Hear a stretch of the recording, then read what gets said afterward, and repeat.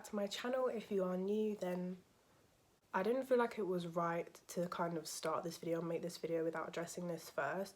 So obviously a lot of people have been seeing in the media the whole Black Lives Matter movement that's kind of going on at the moment and has been going on for ever. So quickly before going into it, I just wanted to let you guys know that there is a link in the description if you want to find any more information about how to donate, sign petitions, find more information about just racism in general and how you can make a difference. And also I'm going to link my own video in the description as well, which kind of goes into more detail about white privilege and racism and like my views on the situation, because I'm very passionate about this. But yeah, now that I've said what I wanted to say about that, I'm going to get straight into the video. So I'm going to divide this video into two parts: how to save money and then how to make money whilst you're at uni. You don't really have to be at uni to do this. It's just like if you're young, you just want to make a little bit extra money on the side. So I'm just going to start with how to save first, because I feel like that's what most people need to hear. The first thing in terms of actual like banking and things like that, make a student account. Make sure that if you have a normal bank account with your bank, make sure you look into the options that not just your own bank but different banks have for students. So some give you like a free, I think HSBC gives you like £300 when you join, when you create a student account if you're not with them already. Others give you like a really big kind of overdraft limit. So just do your research and make a student account, because you do get quite a lot of benefits for it and you might as well make the most of it, because you'll never get that chance again. Also look into cashback, because with your bank account, sometimes if you go on online banking, you can see certain shops that you can get cashback from. So if you look, you can click the shops that you normally shop at, and then it creates like an algorithm where it will choose things that you normally like, and then you can like buy like a coffee or go to like H&M or somewhere, and then you'll get a little bit of cash back for it. So that's another way to kind of save slash make. Also, budget your student finance. When you get your student finance, before you even get the money in your bank account, they give you a letter and they tell you exactly how much they're going to give you each time. So you know how much you need. So in your head, divide your finances. So if you're staying in accommodation, make sure that you divide it up so you know what you need to spend on food, what you need to spend on rent, what you can spend on, you know, your own things that you want to do for fun. So you need to make sure that you kind of have that balance so you don't end up spending too much. Also with the student finance, when it does drop, put some away. I found that that is a really good thing to do. As soon as you get it, put some away. If you know that you can do that, if you need to spend all of it because there's things you can't afford, then fine, do that. But if you know that there will be some spare money, just put it away, because you never know when you're going to need it and it can help you for the future. Another thing, rinse out uni days. Honestly, they always have like flash discounts. Sign up with your student account. You can do this if you're in sixth form as well. Use your sixth form or college email or your uni email, and then for however long your course is, 2 years, 3 years, whatever, you get discounts to loads of shops: Pretty Little Thing, Topshop, Nike, electric companies, makeup companies, home sale companies, everything. So they do 10%, 20%, like literally everything, and that makes a big difference, especially if you're doing like big buys. It will just save your life. It really will. In terms of transport, now this is quite important. If you're someone that lives far away from your uni and you get like a long train to go home every now and then, get a 16 to 25 rail card. Obviously for mature students, I don't really know how it works, but 16 to 25 rail card, just get it, sign up for it, and you get discounts on like long rail journeys, and you can also get discounts on other things like Virgin experiences and all sorts of mad stuff like that. So that's definitely worth looking into. Some banks you can get the rail card for free if you make a student account with them, so ask the bank about that, because you can get that with the deal. And then if you're kind of commuting within London, make sure you get an 18 to 25 rail card. I don't really know how it works now, because I know they're making a lot of like cuts with TfL, so we have to pay for a lot more things now, which I think is ridiculous. But if you buy a travel card on your card, then you can get a third off the price, so you don't have to pay the full like adult price, which has been really useful for me, because even though it's expensive, with the discount it's better than paying the full price. Try not to splash on clothes. nights out, drink, things that are just unnecessary. Just do it in moderation, because you don't need to do it all the time, and you know that you don't need to do it all the time. Just prioritize your money, because you don't want to look stupid. Like, who are you stunning for? So I would definitely say do that in moderation, or if you're going out, just don't spend ridiculous amounts of money on drinks, because it's really not that necessary.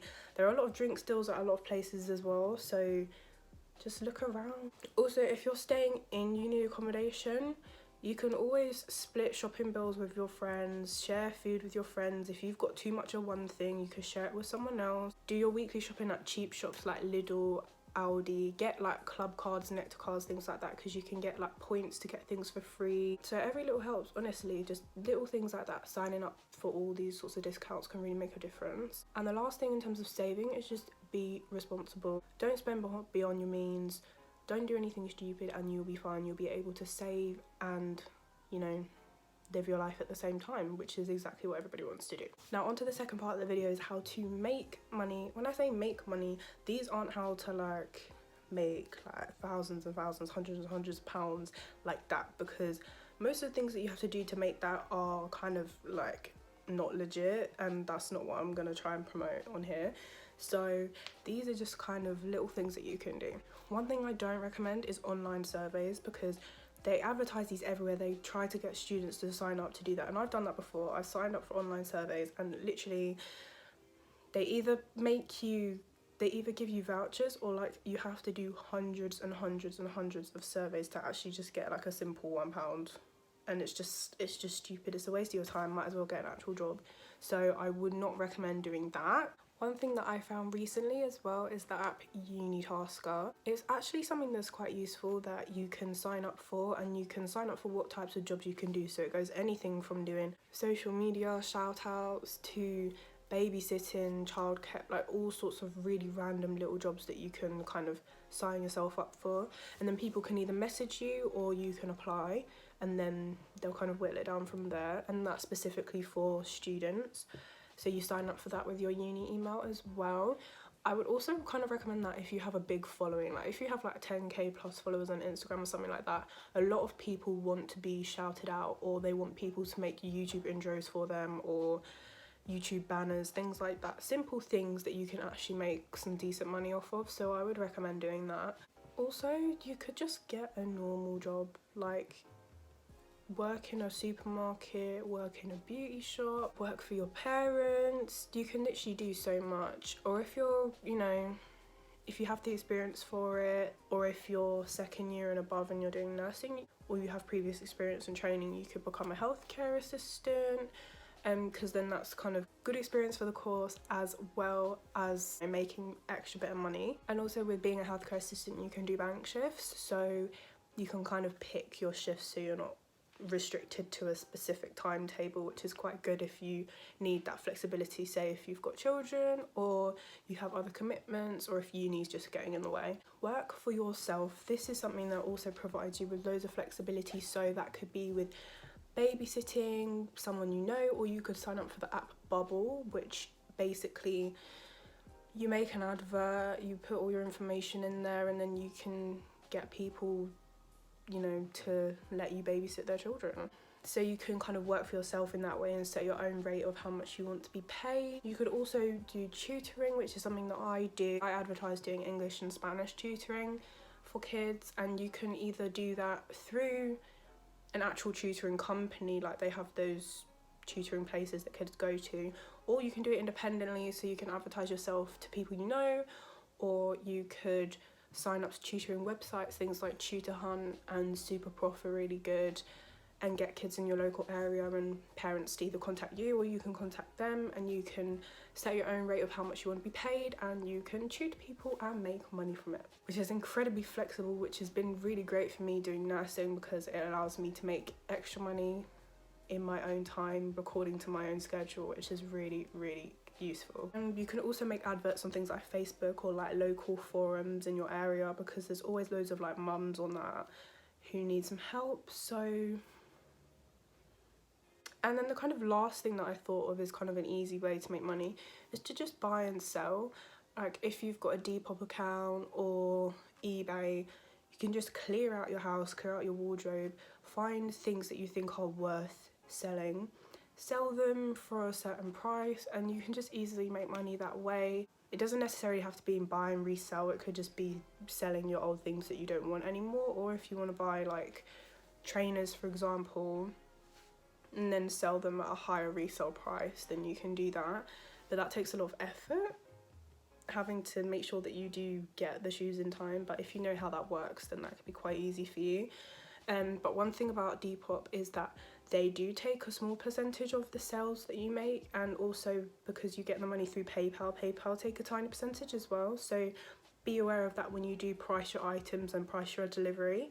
But other than that, it's really easy, it's really quick, a good way to make money. Like, every little helps. You've got your student finance, but just making extra money on that always helps. It allows you to have more freedom and be able to kind of spend your money on what you want, and also feel like you work for it. So I think that's really important. So yeah, that's it. That's all my list of making and saving money.